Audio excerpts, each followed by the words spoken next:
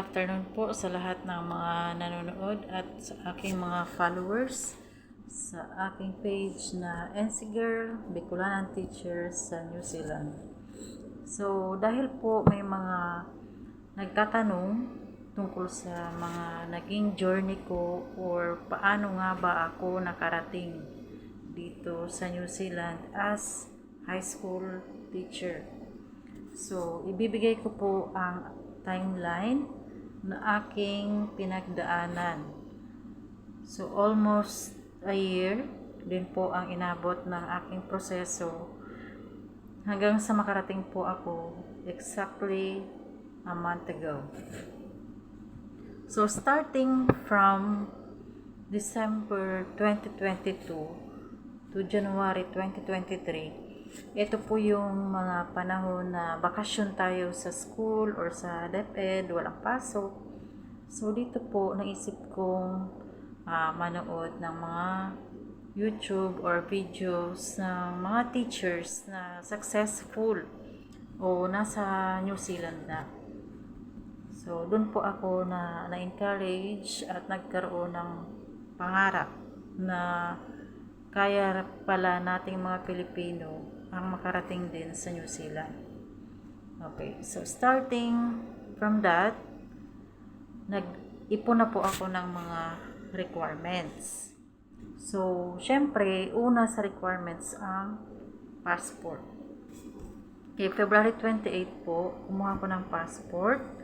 Then, March 2, ay nag-lodge na po ako ng aking NCQA assessment. Okay?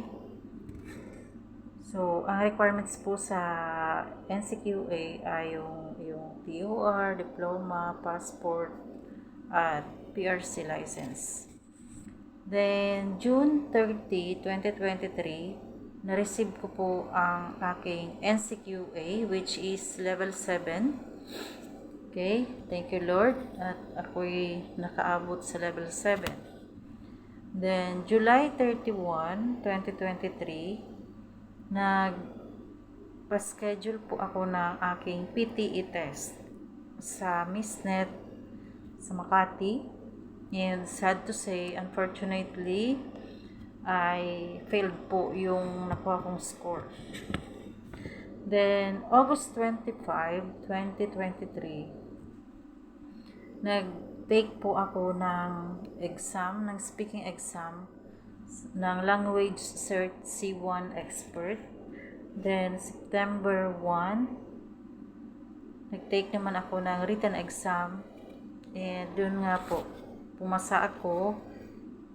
At saka, after that, nung nakuha ko na yung result nung both speaking and written exam, ay nag-lodge na po ako sa Teaching Council last September 5, 2023. Okay?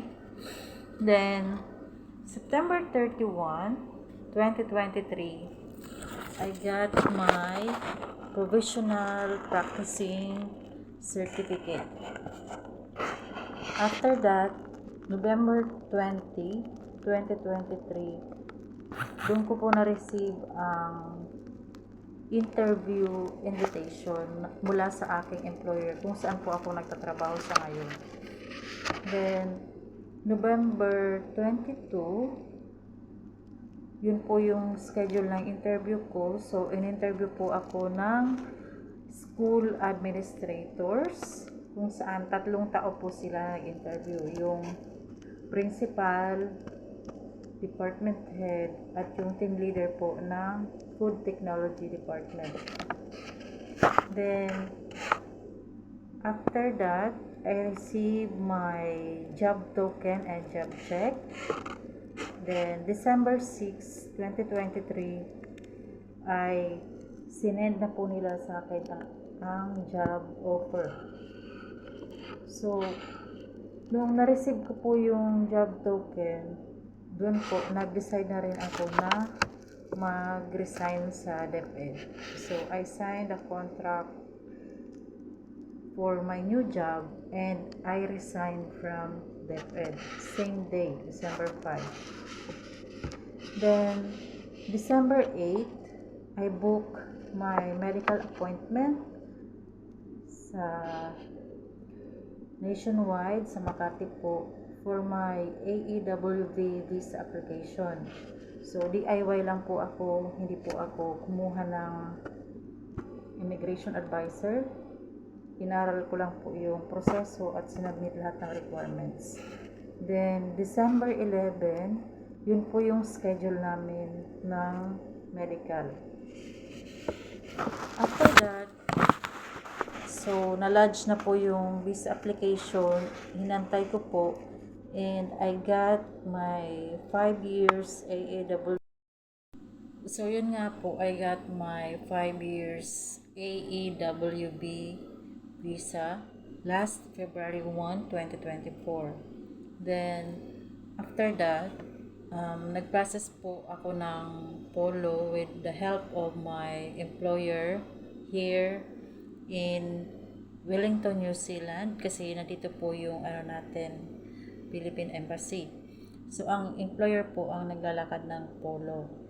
So pre-process po yun from February 5 to February 22, 2024. Then, after na ma-receive ko yung polo documents, ay nag-process na po ako ng aking UAC Phase 1 from February 22 to March 13. Then, March 13, nung nakuha ko po yung OAC, so nag-book na rin po kami ng aming flight. So, which is scheduled last March 15, 2024. So, dumating kami dito ng March 16 and nag-start po ako ng trabaho agad na March 18 bilang visitor muna doon sa school namin. So, that was March 18 and 19 na yung status ko doon sa school ay visitor. So, tingin-tingin, observe, para pagdating ng March 20, nung mag-start na ako, ay may alam na ako. So, yun po yung mga pinagdaanan ko kung bakit nakarating po ako dito sa New Zealand. So, yung lahat po ng steps na step by step ng processing ay posted naman po sa wall ng aking page. So, pakibasa na lang po doon at saka PM na lang po kayo sa akin kung may iba pang katanungan. Thank you for following my page po.